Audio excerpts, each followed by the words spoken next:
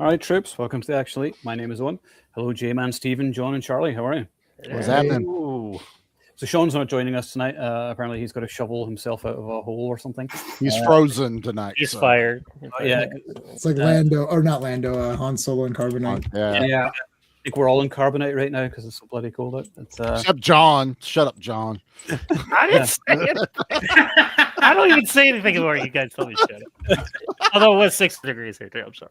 You know, John just can't win. What the shit is this? Like, get it in early, get it in fast. I hated this movie. This movie sucked. What? Oh, that is such a poor attempt at humor. There's like 0% chance that you would not like this movie. It's like, because I can always judge by myself. Like, whatever I think, I just times it by 100 for you. So like, that's how it, like, you know, and then eventually you'll get to a positive or whatever. Like, even if I hate a movie, if I multiply it by enough, it'll get to a positive, and then you'll say I liked it, right? I'm trying to be more positive, J-Man, even with my movie watch. How can that be? That can't be. The sun is trying to shine brighter. Like, not my life. Anyway. Work was like, is it when you need to be more positive? And I was like, okay, I'm positive. Everybody hates me, and he's like, oh.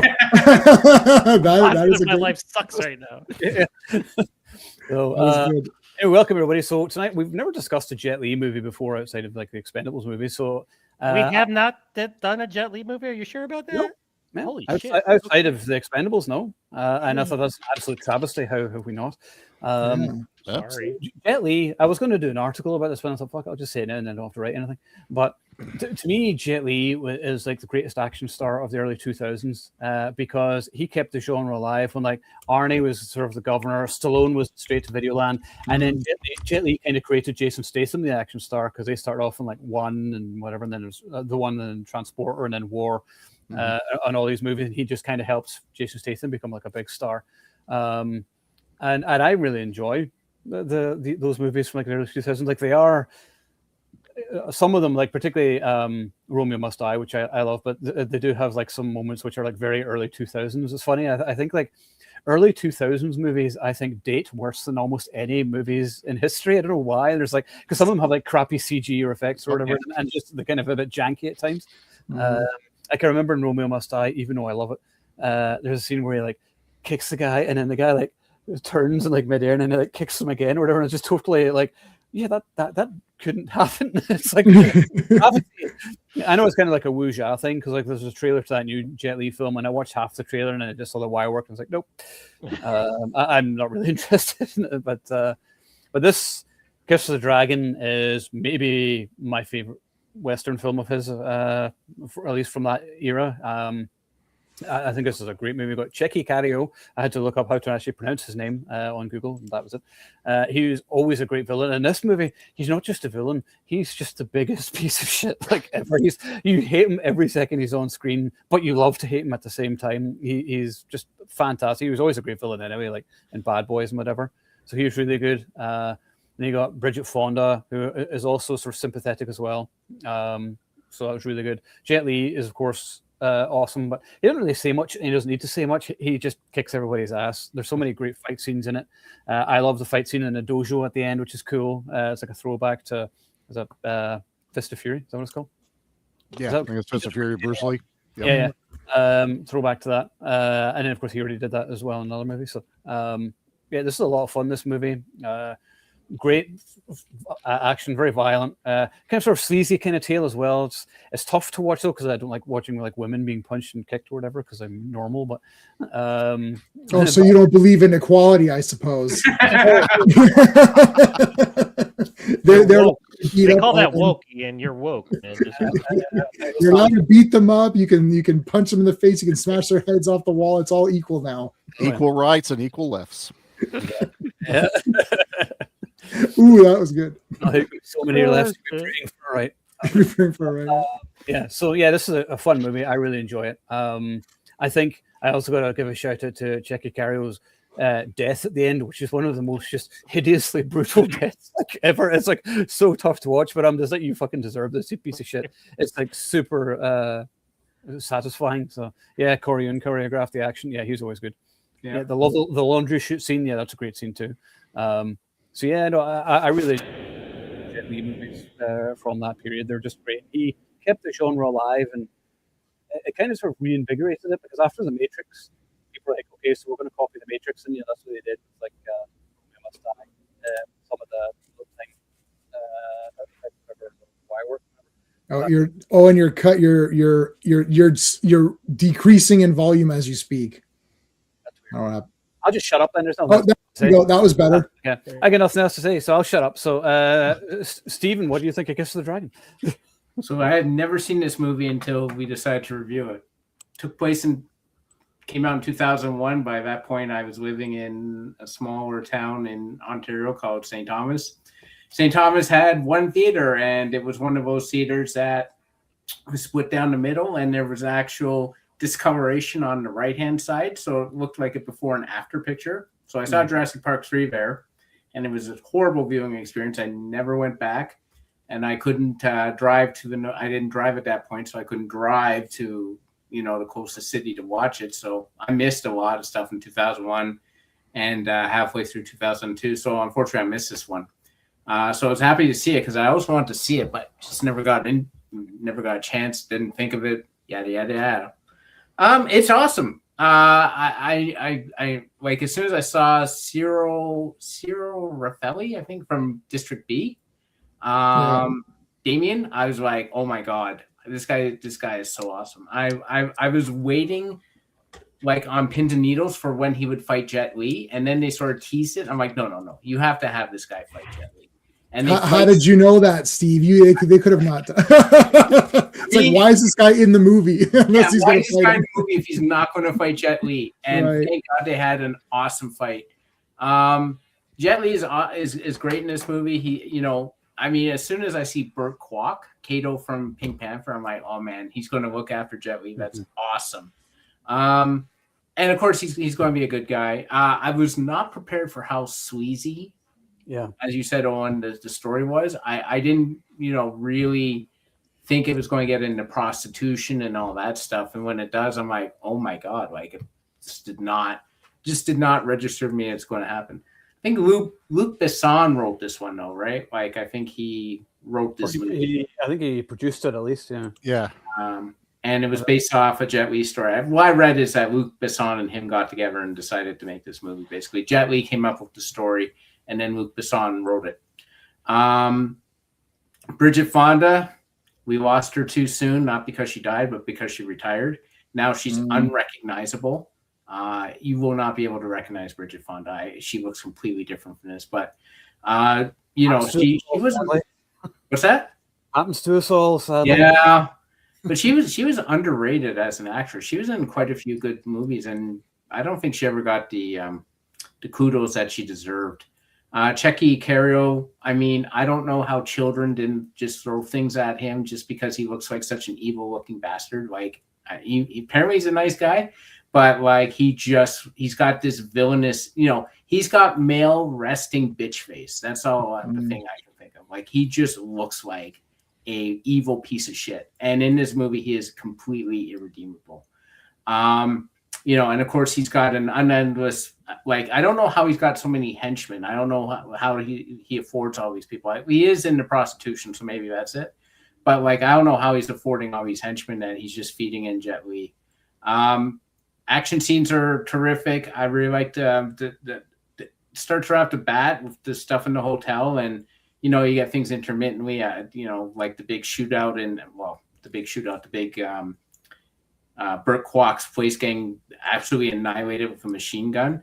This is 2001 movies. They were still not tainted by the aughts yet, where they decided that action sucks, and they were willing to, give you what you want and what you paid for. And Kiss of the Dragon is exactly, if you walk in and like, all I want is action and Jet Li being cool and a little bit of, acting with Bridget Fonda and a completely evil bastard villain, this delivers everything you want. Yeah, agreed. Also, spoiler in case you haven't seen this, but I love the fact that the Kiss of the Dragon is just the name of the needle which he uses to kill Tchéky. Why is it called Kiss of the Dragon? And then he's like, oh, okay, that's kind of cool. This is the first movie I can recall where I saw acupuncture as a weapon. Yeah. I've never that was awesome. seen acupuncture used as a weapon. Yeah. John. Let me get this super chat though, real quick. Hey R, thank you so much. I really appreciate it. Name a scene in this film that isn't great. That I agree with that. This one is top tier. Jet Li is charismatic and dynamic. Fonda is vulnerable. Karyo, however you say it, is joyously villainous. Yes, it's rare to hear a perfect kung fu action movie. Yeah. I mean, I think everyone's going to somewhat agree. Yeah, I mean, it's not let down by wire work, which a lot of Jet Li's movies are. I know that's like a thing, but I don't like wire work in action movies. Generally, it's not my bag, baby. But I like this one in terms of like his Western ones. Mm-hmm.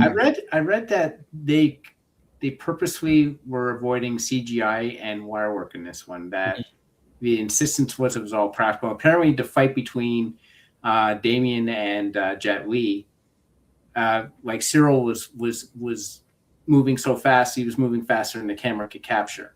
They actually had to slow down. That's a Bruce Lee thing too. They couldn't capture the it looks weird, right? Like it doesn't look good. Yeah. If you really are doing it, it actually doesn't look good because it's not cinematic, right? It doesn't feel like it feels wrong.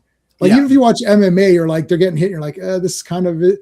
You know, it's only exciting because it's really happening, so you know your mind. But if you're in a story in a movie, it takes you out of it. So you have to make it, you know, like Bruce Lee's like, and you're like, what happened there? Oh, I punched him. It's, well, we didn't really capture that. It's like, well, what do you want? It's like, well, if we can't see it, then it's a Jason Bourne movie. So we have to make sure we see it. I did find with this movie, it's not a criticism, but I found it struggled a lot with the action. And it seemed because the camera was always trying to catch up to what was going on the scene. So sometimes you got like quick things and you're like, I know what happened, but my eyes can't tell me definitively what happened. I just saw enough of emotion to know what happened. Yeah. Who did I say? Yeah, John. What can you say about Jet Li? I'm kind of sad that this new generation won't know how awesome Jet Li is, you know, because obviously, you know, he's been pseudo retired, you know, he's had his health issues and stuff like that, and he's only been in certain movies here and then. He hasn't done, you know, obviously he's not doing what he used to do, but he was like the serious Jackie Chan, like, you know, Jackie Chan was doing, you know, the Buster Keaton type, you know, martial arts movies with the slapstick and stuff like that, using his environment around him. Well, Jet Li's the same thing. And then I was watching this movie, and it's exactly this. It's like Jackie Chan, but serious Jackie Chan, where he's using everything. And that kitchen scene, of course, there's a kitchen scene. You got to have a kitchen scene because that's where you could use the most utensils and all kinds of stuff. But Jet Li, listen, Steven, you're like, but like the fight scenes, like I was watching it again. I've seen it 1,000 times, but like you can still like it's shot I think the action shot great, and like even how they're moving fast and stuff like that. But like there's no shaky cam and stuff like that, and his fight at the end, you know, with Sarah Raffaelli, which again, I'm a big fan. I'm kind of mad that he was never a bigger star than, you know, doing the District B13 movies and stuff like that. And I kind of love like how he does that, you know, with his hands up. I start doing that in the karate dojo when I was training. I was like, that looks cool. I'm going to start doing that, you know, where he starts doing that with his hands and everything. So that was pretty cool. But and then at the end, he's fighting Sarah Raffaelli, and he's like, he does this with his hand, and Sarah looks at it, and he punches him with the other hand, like he fakes him with the palm and then hits him with the other hand. It's just cool shit. That's good choreography, because that's how you know he is better than who he's fighting, because he's totally making this guy like, this guy's great, right? Like he's got all the moves and stuff like that, but then he's fighting Jet Li, and then after a while, you know, it's just like you know who the master is. And I also like the play on like where he's like this, and then he's like this, and then he's like this, and you know, because it's a total play on the kung fu movies, you know, where they used to do that. But again, Tchéky Karyo, you have already said it. I mean, he was a scumbag in so many great movies. And here he's just Satan personified. Like he's into everything. Like you're saying, the drugs, prostitution. He's got his hands into everything, and that's how he has all those guys. And he's just a scumbag. Bridget Fonda, she's the heart and soul of the movie. I mean, you just feel bad for her. I mean, you know, where she is in life, her child, and it's an ugly movie to watch. Like this is a real hard, like you wouldn't just like plop down with like, you know, random people and just say, hey, let's watch Kiss of the Dragon. Because it's morbid. It's depressing, but there's that hope in there. Like, cause Jet Li, you know, he's quiet. He's this reserved hero. You know, he's like, I would really appreciate it if you don't do that again. I mean, that's just the best thing ever. And then the one scene where he, Bridget Fonda's pimp, he's talking to him, and they were supposed to yell cut, but they didn't. So Jet Li just broke into action and threw him down, and that was a total. That was a real reaction from the guy because they weren't expecting it, and that's how fast he was, and and that's how everybody says they couldn't keep up with him. Sarah Raffaelli, his backwards somersault kick, he had to slow it down because they were having trouble capturing it on film. That's just when you have legit stars doing legit things, and you don't have to use stuntmen. I mean, obviously there are stuntmen at play here, but not with the people doing the main fighting, and that's why this is quintessential martial arts action cinema. Now, also, we were talking about the wire work, and I think you had mentioned it first about the wire work and stuff like that. Mm-hmm. Romeo Almost Died, which I love, but there was complaints to that movie, and Jet Li didn't like that movie as much because of the wire work. That's why in Kiss of the Dragon, he wanted to make sure that it was practical, and the only CGI they really used was the fire when he's in the shaft, and then the cue ball or the pool table ball when he kicks it into the guy. Mm-hmm. So yeah, yeah, and anytime there's a stick, I'm a Kempo stylist. Anytime there's stick fighting in a movie, it's the best thing ever. It's just, and how many times have you seen a movie where the guy takes on so many, but then it's they're waiting, and it's it's not perfect because you could tell sometimes some guy's waiting, but that is choreographed so awesome where it's he's going back and forth, he's spinning around, and he's using real martial arts techniques. If you're fighting against multiple people, you use one guy as a shield, he's throwing himself in from, he ducks under the one guy when they come at him, and so that's kind of cool. And then it's just the scene where he's backing up and the three guys are coming at him with the sticks and he's keeping up with them, and it's ballet. It's beautiful. Yes. And I got kind of misty-eyed. I was like, Jet Li was awesome. It's we're never gonna get that Jet Li again, and it's kind of sad in a way. I mean, and it's even in terms of his Western films, it's this one, and I love Unleash, also known as Danny the Dog. I have a soft spot for that one as well. Of course, Scott Adkins is he fights him, which is pretty cool. Yep, in the pit. But what can you say about this movie? Like I said, it's mean. I guess that's the criticism. It's ugly. That's the way France was during. It's a gritty story. They're just going for realism, and it works. Yeah, that's how it is in those slums and stuff like that. So it sucks, But it's just that's why that's why Jet Li is such the he's the yin to the yang of this movie, because he just comes in. And again, just a side note, I love the wristband he has with the needles, that he uses for the puncture points and everything. That's pretty cool. And how I just ordered one. It's on the way. So anyone messes with me. My mom had one for sewing, but it was you stuck all the needles in there so she could get to it easy. Yeah, that was the lame version.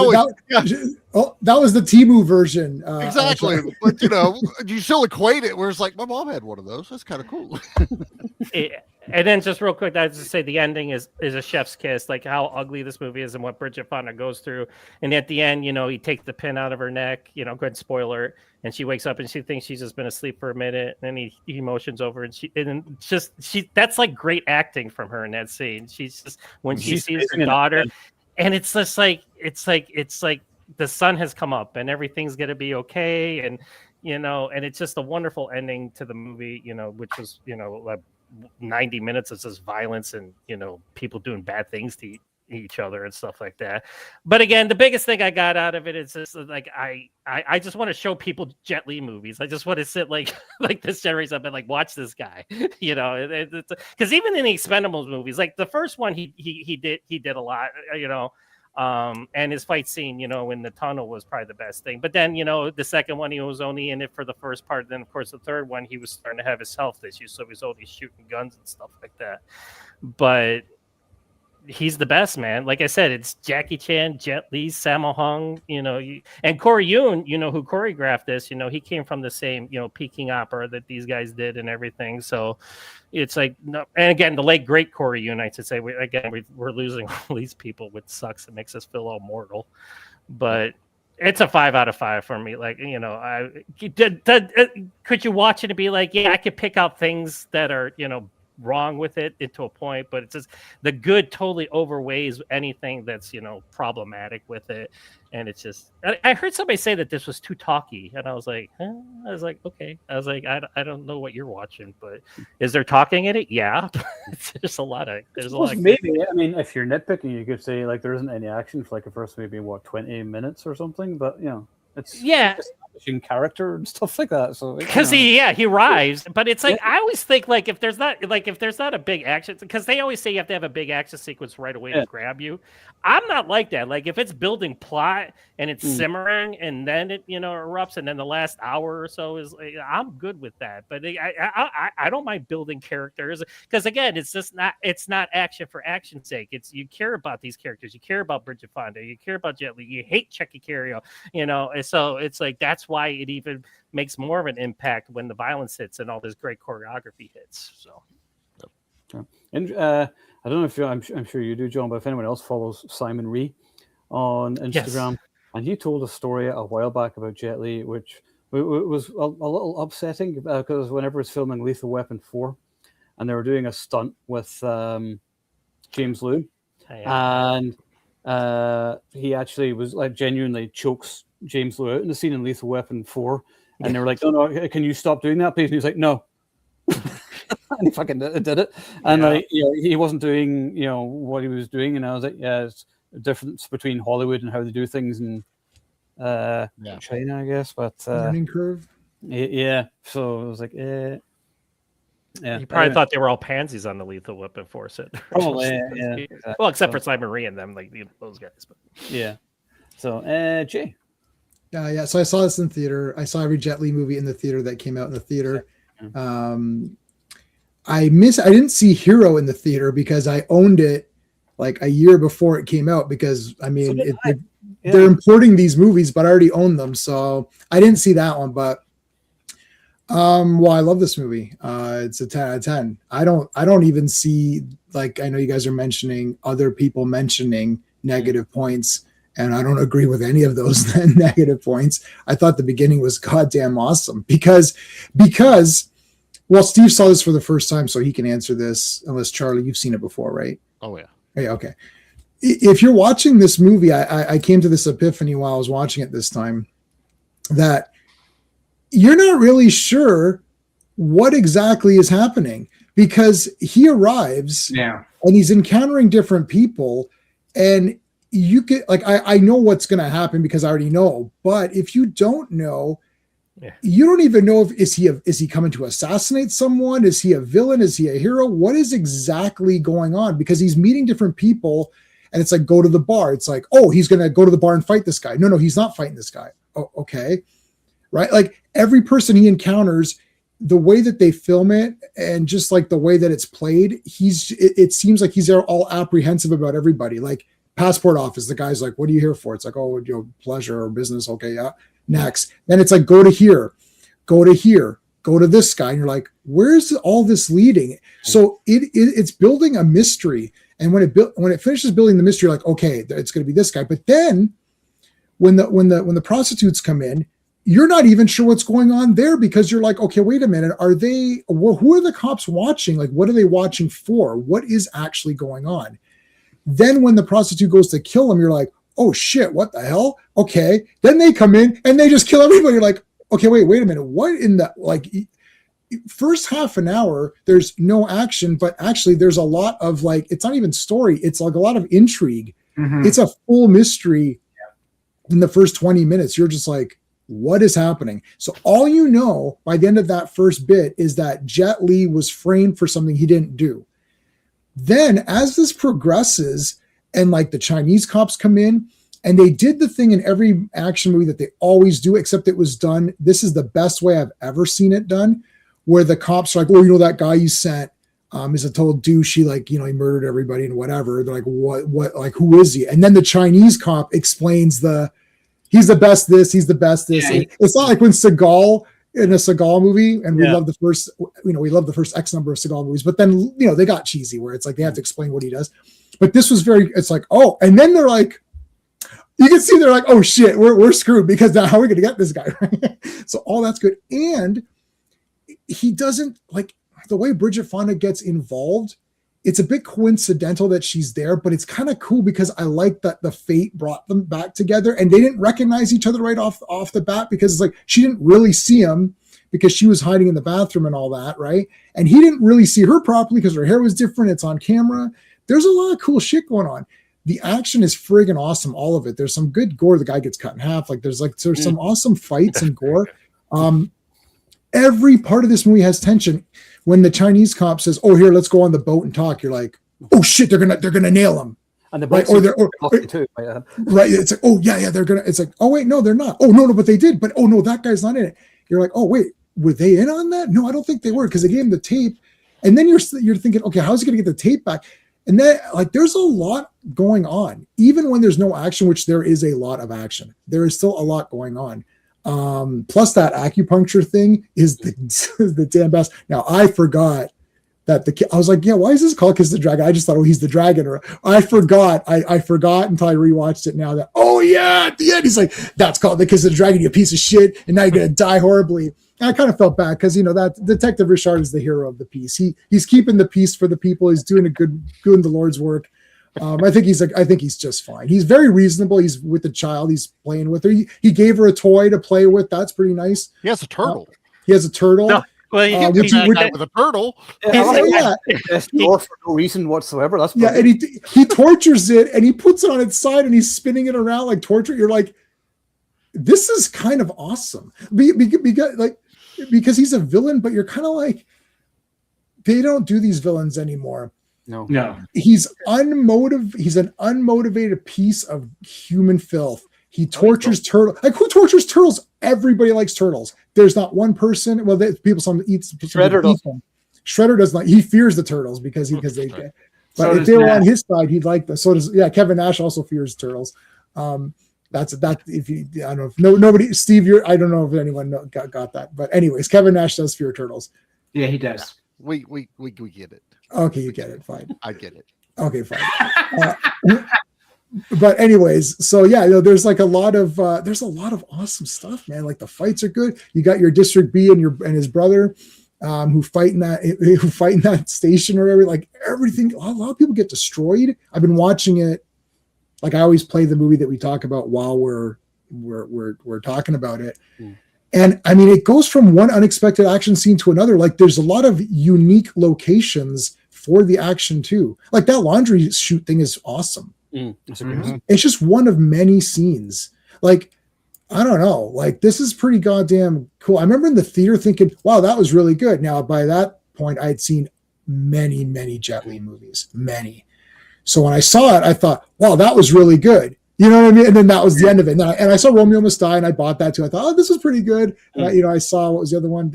Lethal Weapon and Grave. Yeah. So I was like, these are pretty good, right? But like watching this one now, I haven't really revisited this because in my mind it was like, yeah, it was pretty good. Like I usually go to Swordsman 2 or China or Black Mask or one of those Asian ones. And then I was like, well, Owen wants to do this. Let me rewatch this properly. And I'm like, this is the goddamn best. Like, what the hell? Why am I not watching this more? I think because everything Jet Li does is the best. Like Jet Li is always awesome no matter what. So that makes it cool. But this is a legit, there's no stupid shit. There's no retarded comedy. Like, oh, isn't that funny? Look how silly we are. We're goofy. Like, so easily made Bridget Fonda an annoying character. She's not annoying at all. Amazing sympathetic character. So she's well done. And she's very fun. I like the playful. I'm just going to pee here. It's like, it's okay if I go in here. You're going to treat me like a dog. I'm going to act like a dog. I'm going to act like a dog. Yeah. And then that pimp comes in. Then he's got that black Street Fighter character that walks in.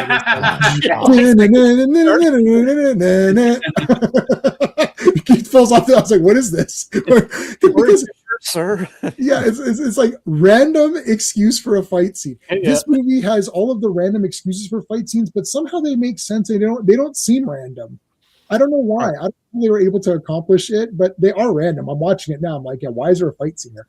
But it didn't feel random. It felt like, yeah. And when he walks in and there's like 400 karate guys with sticks, you're like, oh, yeah. Because there's no reason for that other than it's awesome. Yeah. So if a filmmaker is like, look, let's just throw in a part where there's all these martial arts guys for no reason, and then someone asks, why are we putting this in the movie? That person's fired immediately. They're That's training. a question. They're training. It is a training session for the cops. That's right. And they're all black belts, and they're going to destroy this guy, except he's going to destroy them all. And I love his look on his face. He just walks in. They all look at him. He's just like, all right, there's no get out of this. I can't do anything but fight. Yeah. There is people waiting around. However, just like the random action scenes, it doesn't feel like they're waiting around for some reason. I feel like he's hitting more of them at once, like what John was saying.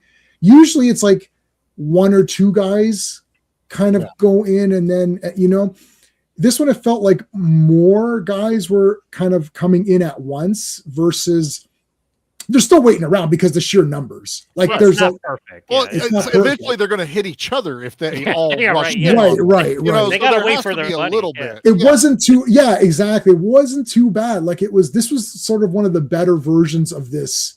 Like Protector's always my favorite, but like this is one of the better versions of the multiple guys in one room or whatever. So anyways, this is a 10 out of 10 masterpiece. So everyone who's saying, if they're saying anything negative about it, they're just lying. Or it's possible that they glossed over, because even when I first saw this, I thought, that was pretty good. Like I just walked, I was like, that was a damn solid movie. I'm going to buy that. When that comes out, I'm going to buy it. Now I'm watching it, I was like, holy crap, this is awesome. It's one of his movies that's aged the best from that time. Because like you watch movies in the early 2000s, but like, shout out to Romeo Must Die, though. The coolest thing that happened in that, though, is the X-ray shot you get whenever bones are being broken. I was like, that's fucking awesome. Yes. That's cool. And like when he's fighting the bad guy at the end, and then he breaks his neck, and you see the thing go, and like his spine like shatters. You're just like, It's like the Mortal Kombat finish moves. I did like the one. Like I remember we saw the one, and I think Jay came with us to the one, and it was like there's literally like there's like a mountain, and he's fighting them all. I was like, this is the greatest. I am no bitch. There's like the random. I like how it's like the multiverse Jet Li. There's a surfer Jet Li in that movie that is awesome with blonde hair. I do like the idea of God. Well, maybe we should cover this movie because this is actually a super fun movie to do. We should do the one. Okay, anyways, I'm done. Go ahead, John. Jason Statham when he had hair. It's awesome. That's the scariest part of that entire movie. And he's trying to do the I don't like accent. They're like, Jason, don't do the American accent anymore. You're British in any movie you do from now on. I'm from New York. Not really. You don't sound like it. No, Jason Statham with hair has been unanimously voted as like the worst thing ever. It's just it's terrible. Except for the beginning of Homefront when he has an awesome mullet. Oh yes, I like Homefront. That was a good one. He's Homefront, that's a good one. Yeah, that's a good movie too. Anyways, I'm done. He had a comb in that movie. He's like, I need the comb. Yeah. Charles. Dude, I think we've all hit the high points. I loved Jet Li movies. I had watched him in, obviously, Lethal Weapon 4 was my first experience with him, seeing him in that one. I actually got to see Black Mask in theater. So did I. I did too. I took my little cousin with me. No one else was there. We had the theater to ourselves. But that movie was so awesome. And I was also a fan of the Green Hornet, so he kind of looked like Kato. Yeah. Basically, it's Kato the movie. Yeah. And then I watched, Romeo Must Die, which I really enjoyed. Yeah, it's some of the, more wild battles and fights and stuff, but it was okay. Went and saw this one in theater. Man, I love this movie. This one was dirty. It was gritty. It just works. It's got great villains. The fights are perfectly choreographed. I remember watching it in theater when he fights the twins and that guy's kicking the shit out of him till he leads him down that hallway where his legs get caught by all the chairs. And the table legs. The table legs. But my favorite is when the audience and Jet Li forget about the big twin. And he fucking kicks him through the fucking windows. Yeah. And it's like a bulldozer. Dude. The one's a ninja. The other's a bulldozer. And then you got that quick little fight with him at the end, and then Jet Li just snaps his neck with the kick.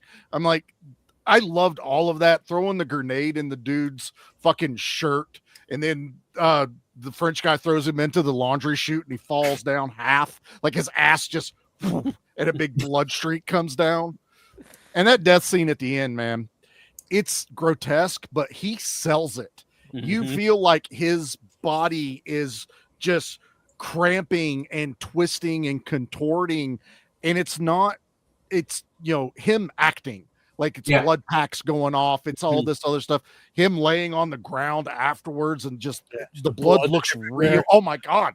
It looks awesome. The grossest part is when it's coming out of his eyes. I could do ears and mouth, but when it's coming out of his eyeballs, I'm like, ooh, I can't do it. Yeah. It's what you want to picture David Carradine looked like at the end of Kill Bill Part 2. You know, it's the heart explosion, but you wanted that visceral death because they're such a piece of shit. Yeah. But no, I love Jet Li has always been an actor that strikes me because he's got a bit of a sadness to his face. Like whenever he's doing something, it's very emotion filled. Hero is another movie I absolutely adore. Beautiful. Oh my God, it's so beautiful. That beginning of the countryside and it's going across the fields, fucking still goosebumps watching it. But this one, you feel the emotion that he's feeling. And John, you nailed it whenever that old dude like beats the shit out of Bridget and he's meek at first, but like the last couple of words out of his mouth felt like steel, where he's like, don't do that again. You know, he doesn't raise his voice, but you feel that change in his tone. And J-Man, you're right. It feels like a Street Fighter fight, but I love it when he fights that big black dude. I love it. Of course they would have a big black dude. And of course he has to take his jacket off. And that's his job. They go, when you go to fight, take your shirt off. I don't care. That's all you can do.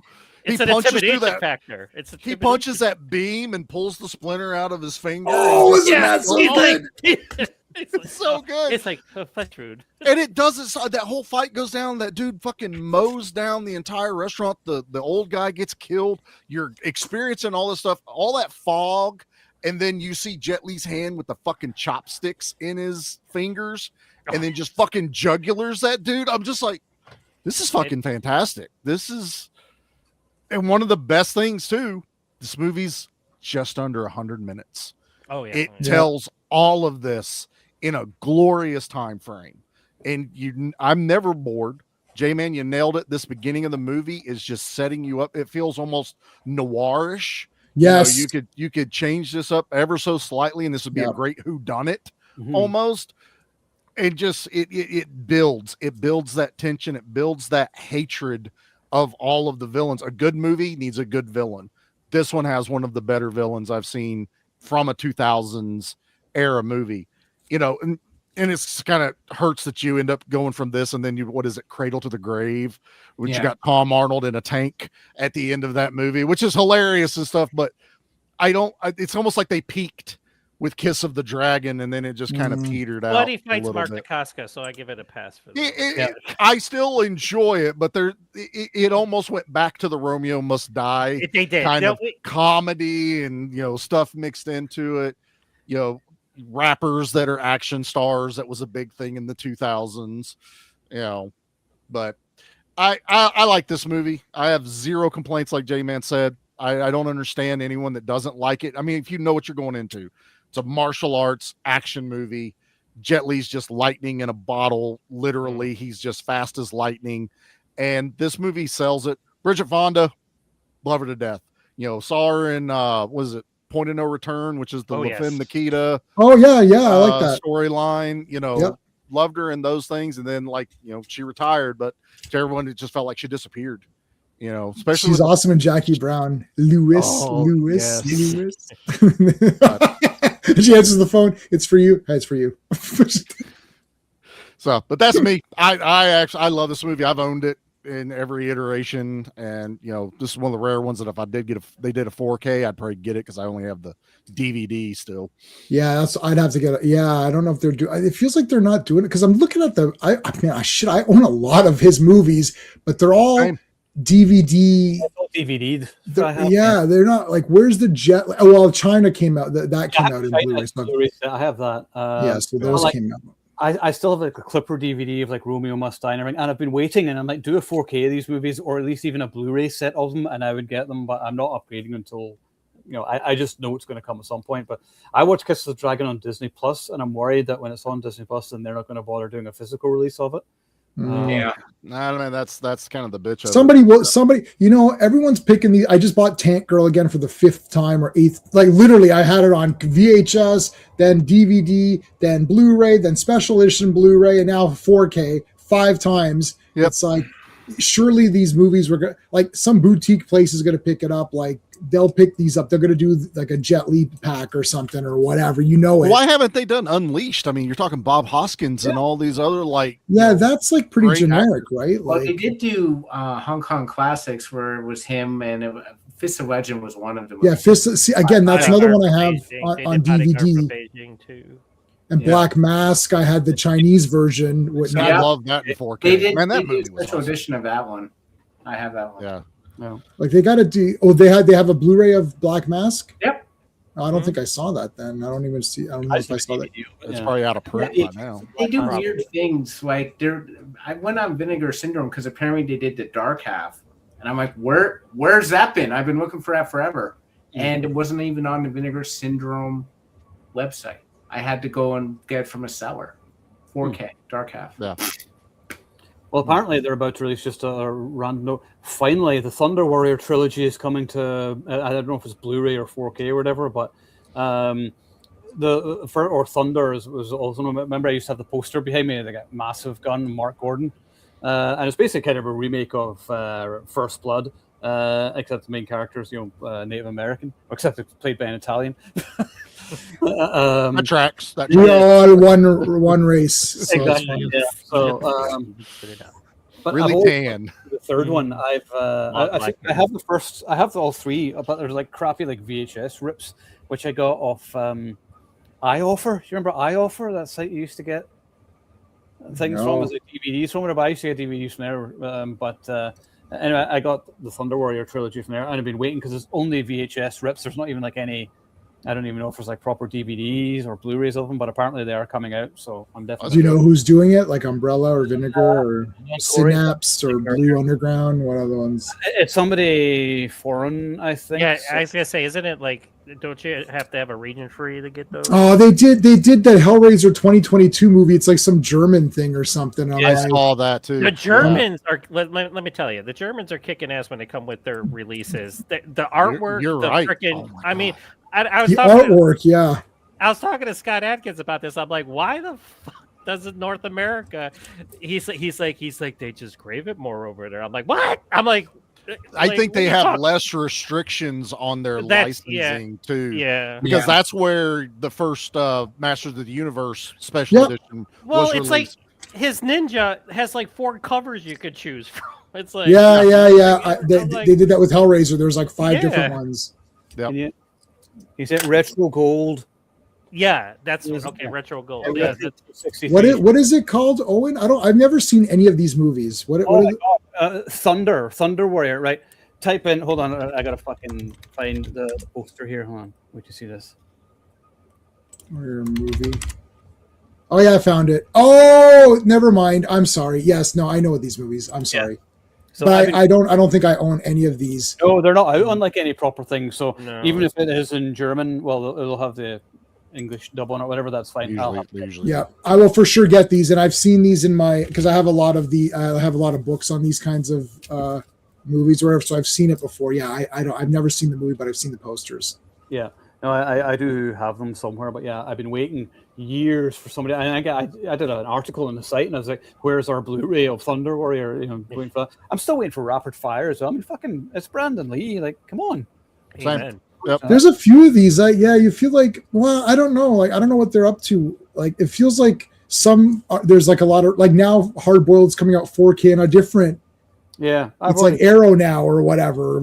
It's like okay. Somebody gets it exclusively, but then it's like you get this finite timeline, and then everyone gets it. Like Kino Lorber will release a bone, bare bones version of it or some shit. Yeah, and Lionheart got pushed now to. I was waiting for Lionheart this week, and I'm like, why isn't Lionheart shipping? And I checked. It's like, oh, move to April now. Is it April? Fuck. That's weird. What the heck? That's a big move. I was like, because I ordered everything. I ordered Doctor Who. I'm like, okay, Doctor Who's coming tomorrow. I'm like, oh yeah, where the hell's Lionheart? That should be coming with Doctor Who. I'm like, no, I'm only left with 9 other copies of it. That's not good enough.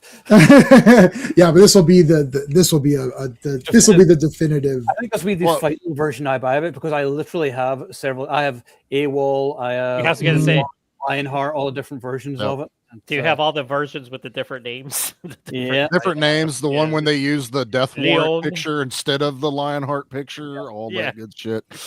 Yeah, so they zoomed it in. Yeah, they zoomed it in, but it's like, that's not this movie. Like, that's like when remember Owen, you were going to buy that random movie which had Michael Dudikoff on the cover, and I was like, no, don't buy it. And I own the exact tape that you were holding in your hand, and I was like, no, and you're like, but Michael Dudikoff and Steve James are like, they're not in it. This is a fake. They just put fake covers.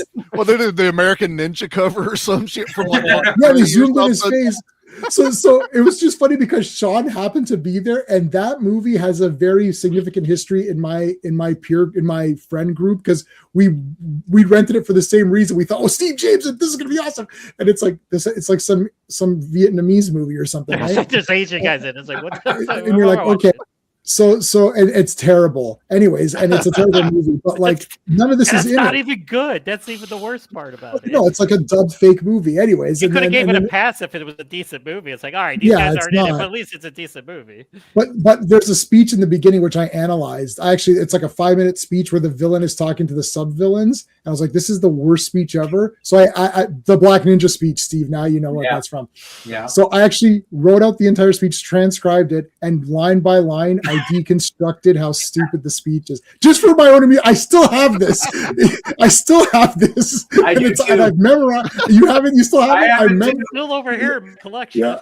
I should send it to you guys. I've memorized the speech anyways, whatever. But anyway, yeah, so it's fake. They're all, you gotta be careful of these fake releases, right? Like that's in the guerrilla warfare days. If you just have to buy, you hope for the best, right? We'll be there. What's that? Please pass on congratulations to Scott Adkins next time you talk to him. I only watched The Rip because he was in it. A small role, but a good one. Yeah. I know. I enjoyed The Rip, but like it's not an action movie. It's a crime thriller with some action scenes in it. There's like 15 minutes of action, but it was still a very good movie. Like, still really enjoyed it. And I loved seeing Scott Adkins acting alongside Ben Affleck. And I was like, this is great seeing him in a big role like this. So, so that was really cool. I saw an interview between the two of them where they're like, okay, so now Jason Bourne versus the accountant. How does that? And they both kind of look at each other going, I don't know, but that sounds fucking awesome. We'd watch it. I was like, do it. We would all watch it too. I wanted to mention two things on because the Dragon, I was going through my notes. When he kicked the pool ball, that was cool. Yep. And kills the guy. Yeah. I mean, you're dead with that. But there's one comedy part which actually worked that I actually laughed, is where he goes to the airport locker to get the cop. And they're just sitting there, and you're like, okay, can you? And it's like, oh shit. that was hilarious. But then he's so fast. He's like, as soon as he opens it, and then he's like, oh shit. Then he just starts attacking the cops and putting the pins in them. He's like, I need to do this. Who put the guns there though? So I think it was the Chinese consulate, because he's like an agent. He's the fifth one. So that was his armory. That was like, you know, if you need weapons here. So here's your phone. Place, rather than the middle of it. Better to hide in public. Yeah. One of the things I always forget to mention, it catches me every time, is during the hotel scene when he's running out of there, and that one fucking dude that looks like a pilot just reaches in that duffel bag and pulls out their chrome-plated machine guns and just I'm like, this is the most random fucking weapon anyone should have at this point in the movie. That brings up a good point. Like, not only is it chrome-plated, Charlie, but it's got the longest clips ever sticking out of both of them. So it's sights. Laser sights. And then the fat guy, when he kills Burt Kwok's character, like he not only takes out a gun, but he takes out the biggest gun with a thumper, a grenade launcher on the bottom, and that has a laser sight on it too. I'm like, do you really need all that? Yes. You always need a laser sight. 100%. And we learned that in the 80s. And if you're going to take out a machine gun with a thumper, use the thumper. I want you to blow shit up with that thing. Don't take it out and not use it. Listen, I think if you use a knife, you need a laser sight on it. Like you, everything needs to have a laser. You want that scene in The Punisher with Thomas Jane where he's got the one knife that shoots out, but it's a laser pointer that comes out? Yeah, that would have made that much better. That would have made that much cooler. I want laser believe that sights he on hit my with the bow and jugular. arrow, man. I want laser sights on my bow and arrow. Yeah, that'd be great. That's awesome. I just looking at it because well, I've mentioned this before, and it might actually be Lethal Weapon 4. You're just looking here, where I've always been looking for a scene where the guy has the laser sight on the gun and his partner's making fun of him, because he can't aim or whatever. And I was just doing a search there, and I said it might be Lethal Weapon 4.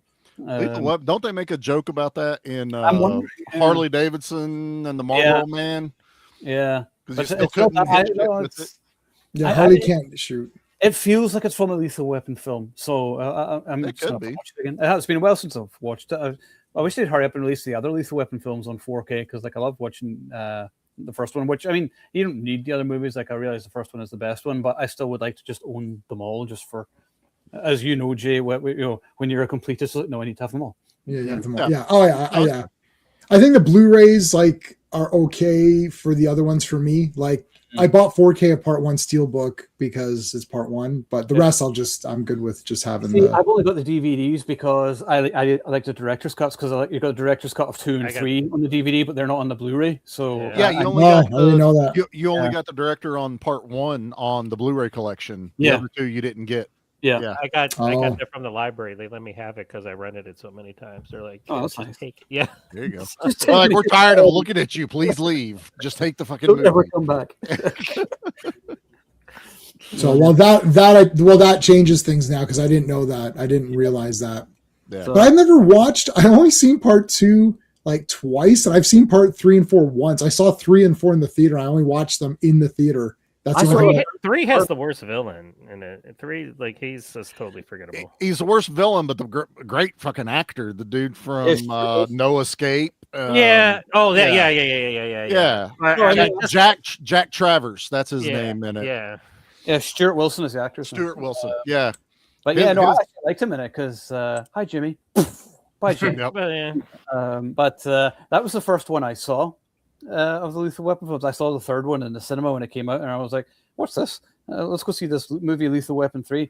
So we went to see it, and I'm like, oh, that's good. Let's watch the other 2. So we watched the other ones. So, interesting. That's wild. I've heard of so many others, seeing Rambo 2 before the others, but Lethal Weapon 3, I don't think I've ever heard anyone go out of order with that. I can go to town. I saw Terminator 2 before I saw the first one. I saw Alien before Alien. Hey, you know what? You could do worse than see that for the first time. Exactly. Yeah. It's funny though, you can still work out what's going on. Aliens kind of just worked on its own anyway, like most of them do, and same with T2. But you're sort of wait, who's Sarah Connor? Yeah. So why she in a mental asylum? So there's all that sort of stuff. But I was going to do a video on if Terminator 2 came out now, it would be like a woke trash nonsense movie. Oh, great, strong female. Here we go. Yeah. And of course, of course, the leader of the big tech company is a black guy. Okay, well, yeah, obviously, right. And it's oh, look, the kid's got to be, whatever. Oh, he's got the foster parents. Of course, they're bad, right? And of course, the cops are bad because if they show cops being bad because the Terminator's a cop. And I was like, and this is a very funny video. I was like, I could actually do this, and I was going to do the same thing with Batman. I was going to do Batman 89 and this. People would complain about Marion and say she's too masculine or too manly or whatever, and you're like, no. Marion, she's manly. Oh, another manly woman, strong woman, yelling at Indiana Jones, right? All this. Well, they'd be like, oh, you've defeminized her or whatever, and you're like, shut up. Well, yeah, I get this one stunt guy that follows me. I don't know why, but every time I post something with a strong female character as the lead in an action movie, he's like, what is this current trend of strong women being in action movies? And I'm like, I could reply, but it just would be useless. It's just admit you're scared of girls. That's okay. Yeah. Don't worry. Maybe one hit him really hard, and he was okay. Well, it depends. For me, it's within the story. It's within the story, and that's for any character. If I feel like it's okay in the story, then it's okay. If it's not, then it's not.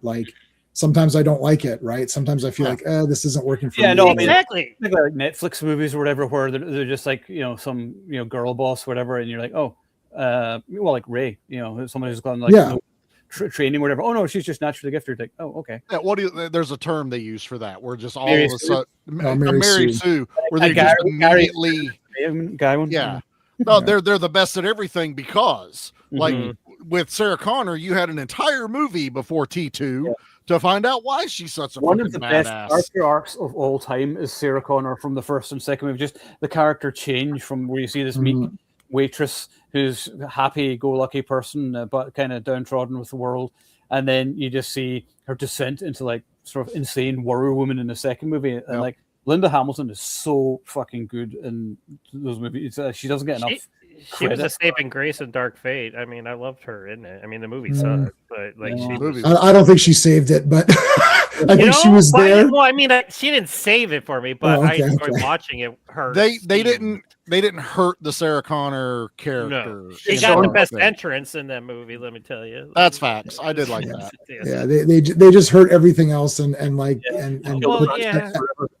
they basically took the fans and said F you. The Terminator has a foster family. Okay. And John Connor dies after his entire character arc thing. He dies as a kid. After all this trouble. Dude. I mean, that's I should have turned it off right after that. Yeah, whenever you watch it, like you go back to the first movie and just see like how different this is. You're like, the Terminator is like this like killing machine. Oh no, now sells drapes and his name is Carl. What the fuck were they thinking? Fucking like, dumb, dude. I hate it. Good idea. I know that's stupid. I hate it. I hate it. I fix some movies, but that one, I was talking to my dad because we watched it. And we're just like, what the fuck? I'm like, that's the stupidest thing that he was like hiding out. Sarah Connor should have hunted down that Terminator right after it killed John. Kept that fucking Terminator and then used it later, like open up her bunker. She's got the other girl and the kid with her, and they're like, well, what are we going to use to fight this other thing? And she goes over and fucking flips a tarp, and there's that fucking Terminator, and she fucking rewires it or some shit. The foundation of that movie is utter garbage. It was flawed immediately from the as soon as you kill John Connor, the whole thing is over. It's like I don't care what you do. Like the first two movies, everything that's happened in the first two movies is now pointless. And this is the perfect example of the girl boss characters taking over that movie. Yeah, and it's a shame because like I like the actors in it. Mackenzie Grace is great. I love her. I like her too. Yep. And then the girl Natalie. The girl, she's the main character. I interviewed her last year, and I didn't realize until after I interviewed her. Oh wait, you were in Terminator. The guy that plays the bad Terminator one, Diego. Yeah, it's Ghost Rider. Yeah. He was at my comic shop. But yeah, no, nothing. It's never the actors. No. You can never blame any actors for anything because they're doing their job. They're sitting there. They're filming it. Someone's watching them. Like if it gets to the point where they film their scenes by themselves in their garage and then mailed the scenes to the director, then you could blame the actors. But like they're sitting there doing it, so the actor's like, "Yeah, that was good. Okay, let's go move on to the next take." So the actors are just there to do whatever. They have no concept of how it's getting put together. That's correct. Anyway, as they're doing it, so they could be doing everything they think is servicing the fans, and then they'll be sitting in the theater going, "The fuck did I do?" Like, yeah, this movie sucks. Yeah. Yeah, and they can't be blamed and all actors are stupid when they talk in front of a camera. Like most of them who say dumb things and they ruin the movie sometimes by saying dumb things in interviews. Yeah. But the movie ruins itself by being poor. Like those Wicked movies did very well in theaters, and those two actors are the most irritating people I've ever seen in life. But yet the movies did very well, and people said the songs were quite good. I've seen part one. I got sent to 4K by Universal, and I watched it. And I was like, you know what? It's not my bag, but it was well made. It was nice visuals and whatever else. I thought it was all right. Right. I have both too. Yeah, my problem with that is I don't like rewriting classic literature. Yeah. Like, let me make Three Musketeers, but D'Artagnan's a bad guy now because you don't understand. Right before the Three Musketeers, D'Artagnan was a rapist or something. It's like, huh? Like, it's just like the dumbest shit ever. I hate like the Wicked Witch is misunderstood or something. It's like it's just fantasy. She was a cunt. The end. Yeah. No, that's not the movie's fault. Those are books. The movie's based on a stage play or musical, which is based on a book. So it's the book's fault, not this movie's fault. I bet everybody's tuned into this live stream tonight to hear us talking about Wicked. Sure. Well, we did 1 hour almost. We did good. And we all liked the movie. We did an hour. That's pretty good. Not bad, actually. Does anybody have any other points with Kiss of the Dragon? Anything related we haven't mentioned? The boat Yeah. fight was cool. I thought it was an awesome scene. The boat fight was good. Something J-Man that it always. I think they just did it because visually, the movie being called Kiss of the Dragon. When I first watched it, the girl that kills the guy at the beginning has the giant dragon tattoo on her back, and you're like, oh, okay, there it is. And then all the way, like at the end, when he does the fucking needle in the neck, you're just like, oh, okay, I get it now. He says what it is, and I'm awesome. Like, but the way that they zoom right in on that tattoo, it's like, oh, that's the kiss of the dragon. Oh yes, good point. Yeah, and she kills that guy, so that's the kiss. Yeah, that's what you're thinking the first time you watch it. Yeah. It's I still love that. Yeah, really holds up. Yeah, I think because, like I said, a lot of movies from the early 2000s have dated badly, but I think Kiss of the Dragon is the best of his movies from that period. Even though I still really enjoy Romeo Must Die, and I need to watch Cradle to the Grave again. I think I only watched it once. That's another one I need to revisit. I don't think I actually even own that. In any capacity, I don't own that one either. I think I thought it was kind of whatever. It's one I've watched the least out of most of his filmography. It's just not like it's just so far fetched because like who's the rapper in it? He died. DMX. Yeah, DMX. He's like this. He's like this rich like crime fighter. He's like this black Batman, and it's just like he's got all. It's just like what? He should have been called the Bicycle, and then he could have been BMX. Oh, boo! Oh wow! Look at this horse shit. All right, wait a minute. The bicycle. I stand by my boo. Rest in peace, DMX. Rest in peace. Yes, indeed. Oh, has he passed away? Well, that's fine. Yes, he could take a joke. Oh, that's cool. So next week we're going to be discussing the Expendables 4. Finally, does it deserve the hate? Don't say anything now. But we will see. We'll discuss next week because maybe other people have alternate opinions. Maybe they don't. So also, it's used to talk Expendables, and it's got Tony Jaa and Jason Statham and Iko Uwais in it. So at least we're gonna have fun. So I'm looking forward to that. So got just over an hour. That's not bad. And to be honest, I can't really be arsed going on for much longer. So we love you too. Yeah. Sorry, I'm really tired. He's like, get out. I'm tired. I'm training at work and I'm exhausted. So I'm not taking much. So. So we'll wind up there. Does anybody have anything cool coming up this week from their sites? Let's see. What is today? Next week is our episode on Red Heat with Arnold Schwarzenegger. It's the second of my birthday picks where I did Red Scorpion and then Red Heat. So I have a fun story on the podcast of why those two movies in particular, but it was a lot of fun with that. Yeah, fuck you for doing Red Scorpion, by the way, because that's what I was wanting to do. No, you mentioned Red Scorpion after I said I was watching Red Scorpion. Don't put that. You should have canceled it as soon as I Don't put that juju on me. But surely we can do. I've done multiple we're doing hardware, and I already did hardware, so I'm doing it again. I've actually done hardware. So hold on, I've done hardware on my channel twice. Like this will be a second hardware. It's because the first time was just general hardware talk, and now it's Circle of Iron hardware talk where it's more in depth. So I could have been a dick and not said we were recording it. Then we just still would have done it twice, and Owen would have been even more pissed off at me. I don't really care, to be honest. I know this is where we bust balls, but it's not like a bulletproof action taking your movies from you all the time. Well, I want to do Salute of the Jugger as a Circle of Iron one as well. Shit. That's the one I want to get. Mine's on the way. Yeah, I can't afford it right now. I will get it at some point. But I was peer pressured into buying. There you go, John. John, you have a question? I do American Kempo, or what's also known as Ed Parker Kempo. Jess Beekman. What Jess Beekman does. I got up to a 3rd-degree black belt. I still practice, but there's no Kempo schools where I live, so it's kind of hard to train. Although I am going to try to look up Mr. Speakman and see, because they do through videos and stuff like that.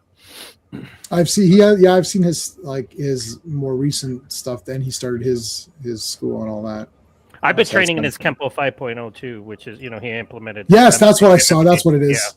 Yeah, he implemented that because Kempo was getting a bad rap for a long time because it was a stand-up art, and so he implemented the ground fighting. I've seen all. Yes, that's exactly. I saw him talking about that. Yep. I like Jeff Speakman, man. So that's why, it's like everybody does these Jeff Speakman. I'm like, have me on. I got stories. It's like I'll talk about it. Actually, that's one I wanted to bring up. Actually, speaking of Jess Wheaton, because we were talking about. I can't remember what it was I was watching the other day, but it was something other than this. But whenever you're watching a fight scene and like there's guys like standing around while he's fighting like one person, and you're like, yeah, that doesn't happen. Everyone would just be like having him on the ground and kick the shit out of him, and it'd be over in 3 seconds in real life. But that would be very cinematic. But I like that in The Perfect Weapon, where the gym fight and they all fucking come at him, and like they're not just standing around waiting. And I thought that was really, really cool. I like that because it just felt more realistic. So there. Yeah. Oh yeah. I love everything in that movie. Every millisecond of that movie is just the greatest. That's The Perfect Weapon's what I mean. I always loved martial arts and Chuck Norris, and I grew up with that. But it's The Perfect Weapon that got me to go into the karate school, and the rest is history. I was teaching it a year and a half later. Yeah, I never saw anyone use those sticks better than that. I was like, holy! It's like a machine gun for Christ's sake. It's like. I did a scream a stick routine for my 3rd-degree black belt. I created a form with the sticks. Oh, that's awesome. Yeah, that's a great movie, and like Jeff Speakman's the it's my best. Bible. He didn't do that many movies. I feel like it was like 1 or 2, and it's like that's my Bible. That's what I always say. That's my action Bible. What's the other one he did? There was like A President's Man or Street Night, and then yes, The Expert. Memorial they start Day. Deadly Outbreak's good. It's got Ron Silver in it. He's a great that's actor. more than so you've already And named that kind of one, has man. like the Perfect Weapon type fighting scenes, where he does a lot of Kempo in it, which is kind of cool. But then the other movies, it was kind of like sporadic, and but it's still cool to watch him in it. Cool. Yeah. Something I should. I wonder if you can see this. My buddy did an AI picture of me. I wonder if I'll make it full screen. Hold on. This should be my profile picture. Oh yeah, that's awesome. Hey, Christ. I look like the beekeeper or something there. Yeah, that was awesome. That's going to be the next skin in Call of Duty. We're going to get to play as Owen. Jeff Wincott had some good kicks in his movies too. Yeah. Jeff Wincott did Kempo. Jeff Wincott was cool. He was big with the sticks too. Martial arts many years ago though. I think it was like the 2000s he gave up martial arts. I interviewed him a few years ago, and it was awesome speaking to him. But I wish I could speak to him more now, just because I ask better questions and I'm better at it now. Because I'm back then, so like, what's your favorite dinosaur? What did he say? Yeah. What did he say? I want to know what his favorite dinosaur was. Anything other than Stegosaurus, he's wrong. No. Triceratops. Let's Steggy all the way. What? Yep. Oh I've got to show you my Stegosaurus teddy, which I still have, which my daddy got for me at the National History Museum when I was 5. Fuck yeah. Love it. So Snarl over Slag. Okay, fine. I had Snarl. I never owned Slag, but these are the Transformers. Hey, Havoc. We're alive. That's all. Yeah, we're getting there. It's cold and snowy here in Toronto, and I'm done with it, and I'm kind of ready for spring. If anyone wants to pay for a flight to Bermuda, that'd be great. I'll see you all there. Don't go over the triangle, though. That's No, I know. You never hear about it. Was that solved? Like, you never hear about it? I don't know. I really don't know. I as I said, I was thinking to myself, gee, I haven't heard much about the Bermuda Triangle much. It's like quicksand and the Bermuda Triangle. Nobody ever seems to talk about them in real life anymore. And like, you think when you're younger, these are going to be big problems. And I was like, right. I think it's the Loch Ness monster still spinning around. Yeah. Right. So, and actually, funny enough, when I was on YouTube, one of the suggested videos was like, it was like, how does quicksand? No, what is under quicksand or something? I was like, that's such a weird random coincidence that you said that, because like I was like, why do I have a quicksand video? I was like, oh yeah, what is quicksand? I never really researched it. And then you mentioned it just now. I don't know why. Yeah. You had them all. Oh, Swoop. Yeah, I think I had Swoop as well. I liked Swoop. Grimlock, of course. Grimlock. I had Grimlock.